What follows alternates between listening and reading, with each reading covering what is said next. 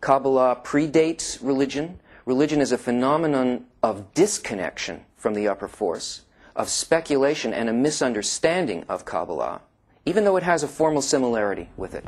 Because the Kabbalists created halacha, they created the books that we study and consider to be holy books, and our traditions and so on come from them, but the purpose, the meaning of them, what the books are actually written for and what they speak about, we are not very well in touch with these things. So the relationship with Judaism is like Kabbalah and amnesia. Now, as far as mysticism goes, Kabbalah is a science. It is not a mysticism. It's a way of making a direct connection with things that seem to us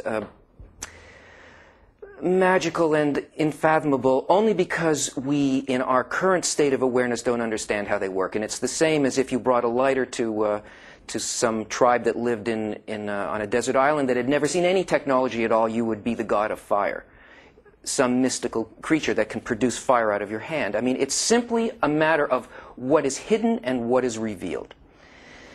That it's magic.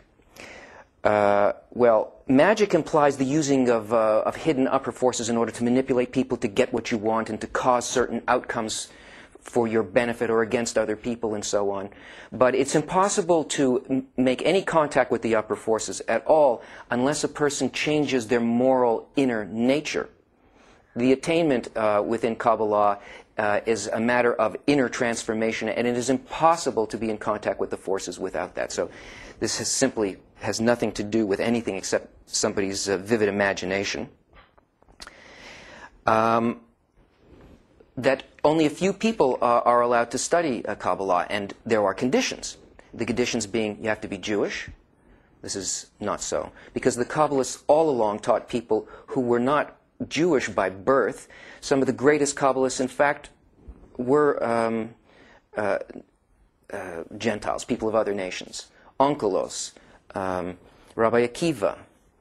The list goes on, and all Kabbalists took students who were worthy students, but not based on some kind of physical attribute, but on an inner attribute that is called Yehud or Yehud. And we'll explain that later.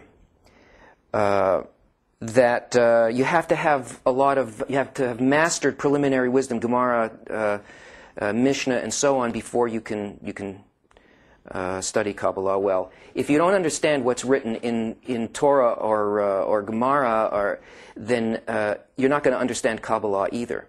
So it's not that you need these preliminary wisdoms, it's that if you cannot find spirituality in these preliminary wisdoms, you must move to books that talk directly about spirituality in a way that they can't be mistaken for things of this world, like the language in which the Torah is written, or the language of stories, Agada, and so on. And amulets and protection and the use of number and letter manipulations in order to create stuff and to protect people from evil. Well, this is the complete and total opposite of what Kabbalah deals with. In fact, it's completely forbidden. It's considered idolatry that one should use the upper forces for some selfish personal reason here. And besides that, there is nothing to be protected from.